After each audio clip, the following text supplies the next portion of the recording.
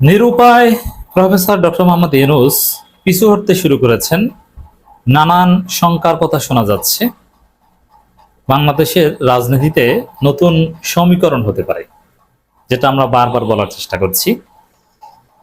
কিন্তু নানান আশঙ্কার মধ্যেও প্রফেসর ইউনূস কিন্তু অলওয়েজ কনফিডেন্ট।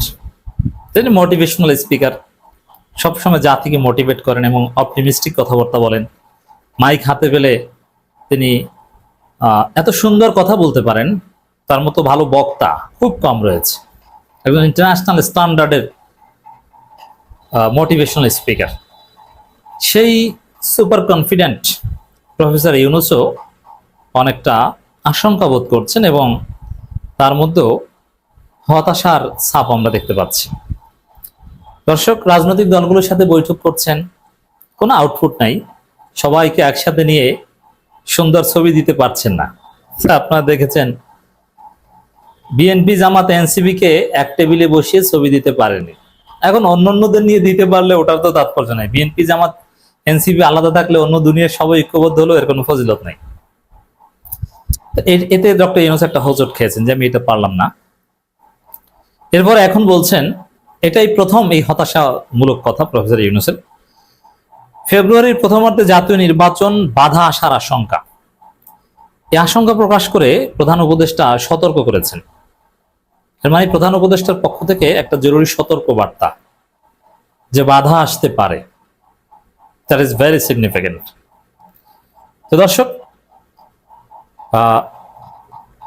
ফেব্রুয়ারিতে নির্বাচন কেউ ঠেকাতে পারবে না। সালাউদ্দিন আহমেদ তো বলেছেন যে আল্লাহ ছাড়া কেউ ঠেকাতে পারবে না। আর প্রফেসর ইউনূস, প্রেস সচিব আসিফ নজরুল, আরো উপদেষ্টারা বলেছেন ফেব্রুয়ারিতে নির্বাচন হবেই, কেউ ঠেকাতে পারবে না। কিন্তু প্রধান উপদেষ্টা এই প্রথম আশঙ্কা প্রকাশ করছেন যে না, বাধা আসতে পারে, সবাই সতর্ক থাকবেন। এর মানে বাধাটা এমন বাধা, সবাই সতর্ক না থাকলে, ভুল ভ্রান্তি হয়ে গেলে অথবা অসতর্কতার বশত নির্বাচন করা সম্ভব নাও হতে পারে, বাধার কাছে পিছু হটা লাগতে পারে। এই যে সতর্ক বার্তা এবং এই বাধা আসার আশঙ্কার কথা বলছেন, এটি হচ্ছে প্রফেসর ইউনূস যে পিছু হটছেন তার আলামত। তো দর্শক, সহজ হিসাব দেখেন, নির্বাচনে বাধা আসবে বা নির্বাচনের সমস্যা হবে এ ধরনের কোনো কথা সরকারের পক্ষ থেকে বলার কথা নয়। যদি স্বাভাবিক অবস্থা হতো, সরকার যদি মনে করতো ফেব্রুয়ারিতে নির্বাচন আয়োজন সম্ভব, তাহলে তারা এই কথা বলতো না। তো দর্শক, প্রধান নির্বাচন কমিশন বা একজন নির্বাচন কমিশনার আনোয়ারুল সাহেব বলেছেন যে আগামী নির্বাচনে নজিরবিহীন গন্ডগোল হতে পারে, ঝামেলা হতে পারে। প্রধান নির্বাচন কমিশন বলেছেন কালো টাকা ব্যবহার তো বন্ধ করা যাবে না, আর মবও বন্ধ করা যাবে না, তবে মব 300 আসনে ভাগ হয়ে যাবে, মব ভাগ করে দিচ্ছেন। এবং বিভিন্নর বলেছেন ইতিহাসের সবচাইতে সংঘাতপূর্ণ নির্বাচন হবে। তো এই যে সরকারের পক্ষ থেকে, নির্বাচন কমিশনের পক্ষ থেকে, পলিটিক্যাল পার্টিগুলোর পক্ষ থেকে, এখন অবশেষে প্রফেসর ইউনূসের পক্ষ থেকেও বলা হচ্ছে বাধা আসবে। এই কথা প্রকাশ্যে বলার অর্থই হচ্ছে নির্বাচন করতে পারবে না তারা।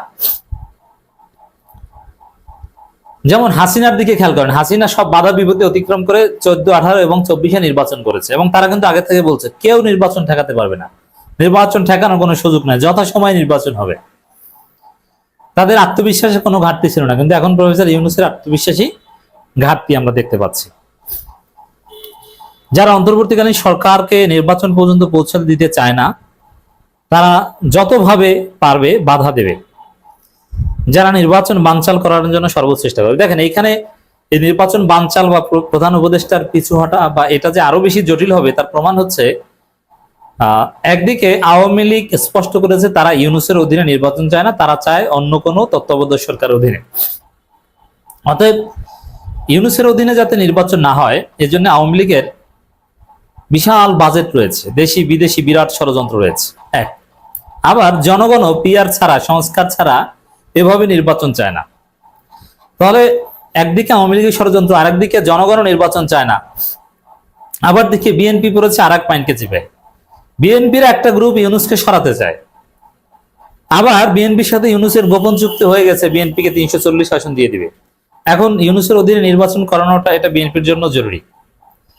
তো এই পরিস্থিতিতে বিএনপি হচ্ছে আরো জটিলতা, আর ওভারঅল পরিস্থিতি জটিল থেকে জটিলতর হচ্ছে। তো দর্শক, অন্তর্বর্তী সরকারকে নির্বাচন পর্যন্ত পৌঁছাতে দিতে চায় না, এটা হচ্ছে আওয়ামী লীগের। আর অন্তর্বর্তীকালীন সরকার যেন সংস্কার ছাড়া, পিআর ছাড়া নির্বাচন করতে পারে না, এটা হচ্ছে জনগণের। তাহলে বুঝুন যে আওয়ামী লীগের ষড়যন্ত্র এবং জনগণের দাবি কাছাকাছি এসে গেছে। তাহলে পরিস্থিতি কতটা জটিল এবং ভয়ানক হতে পারে, ডেঞ্জারাস সিচুয়েশন। আগামী ফেব্রুয়ারি প্রথমার্ধে জাতীয় নির্বাচন অনুষ্ঠিত হবে বলে জানিয়েছেন প্রধান উপদেষ্টা অধ্যাপক মোহাম্মদ ইউনূস। তবে নির্বাচনকে কেন্দ্র করে নানা ধরনের বাধা ও ষড়যন্ত্র হতে পারে বলেও তিনি সতর্ক করেন। এখন তিনি সতর্ক করেছেন, অর্থ হচ্ছে ওই সতর্কতা মানে ওই বাধার পেছনে পিছু হতে হবে, ওই বাধাকে ভয় পান। এটা যদি শুধু আওয়ামী লীগের বাধা হতো, এটা ভয় পাওয়ার কোনো প্রশ্ন নেই। না, আওয়ামী লীগ কি করবে, আওয়ামী লীগ তো পালাতো। কিন্তু আসলে জনগণ সংস্কার ছাড়াই ফেব্রুয়ারি নির্বাচন চায় না, ভয়টা হচ্ছে এই জায়গা। আওয়ামী লীগকে তো পেটানো যায়, আওয়ামী লীগকে তো গণধোলাই দেওয়া যায়। বুলডোজার অভিযান, যেমন আওয়ামী লীগের চিহ্নিত সব নেতাদের যদি গ্রেপ্তার অভিযান চালানো হয় এবং ওদের বিরুদ্ধে একটা বুলডোজার অভিযান যদি চালানো হয়, ওরা তো এমনিতেই ঠান্ডা হয়ে যাবে। আর আওয়ামী লীগ এই বুলডোজার খেয়ে 3-4 জন নিয়েও মিছিল করতে পারতো না, একটু পরিস্থিতির সুযোগ নিয়ে একটু বড় মিছিল করেছে। তা আওয়ামী লীগ কিছু না, মূল ভয়টা আসলে জনগণ।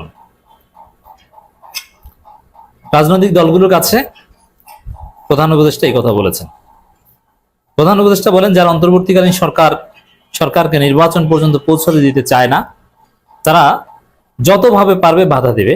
তারা বাংলাদেশের অস্তিত্বের বিরুদ্ধে কাজ করবে এবং নির্বাচন বানচাল করার জন্য সর্বোচ্চ চেষ্টা করবে।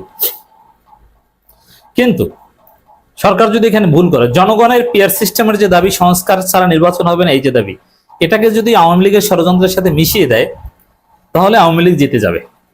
এবং এটাও একটা আওয়ামী প্রজেক্ট। জনগণের প্রত্যাশার সাথে আওয়ামী ষড়যন্ত্র মিলাতে পারাটাই আওয়ামী লীগের সফলতা। এই ফাঁদে আশা করি সরকার পা দিবে না। যেমন বলছে নির্বাচন চায় না, নির্বাচন ঠেকাতে চায় আওয়ামী লীগ। আরে ভাই, নির্বাচন তো জামাত, চরমনে, এনসিপিও চায় না এইভাবে। তারা ফেব্রুয়ারি কেন, তারা আগেও চায়, কিন্তু সংস্কার হতে হবে। তাতে আপনি এটা মিলাবেন কেন? তিনি আরো নির্বাচনের প্রস্তুতির সাথে এরই মধ্যে কিছু লক্ষণ দেখা যাচ্ছে, সামনে আরো আসবে। তাই সবাইকে সচেতন ও সতর্ক থাকার আহ্বান জানান তিনি। প্রধান উপদেষ্টা জানান, আসন্ন নির্বাচন হবে উৎসব মুখর পরিবেশে। একদিকে বলছেন বাধা আসতে পারে, সতর্ক থাকতে হবে। বাধা আসলে উৎসব মুখর পরিবেশে নির্বাচন হয় না। এই নির্বাচনের মাধ্যমে যারা আগে কখনো ভোট দিতে পারেনি, তাদের জন্য একটি ইতিবাচক অভিজ্ঞতা তৈরি করতে হবে। একই সঙ্গে যারা পূর্বে ভোট দিতে গিয়ে তিক্ত অভিজ্ঞতার মুখোমুখি হয়েছেন, তাদের আস্থা ফিরিয়ে আনার কথাও বলেন তিনি। না, বাধা আসলে আস্থা ফিরে আসবে না। কেউ যেন বলতে না পারে আমি ভোট দিতে পারিনি, এটা আমাদের অঙ্গীকার। পারবে না, বিএনপি ভোট দিতে দিবে না। সংস্কার ছাড়া এইভাবে নির্বাচন করলে বিএনপি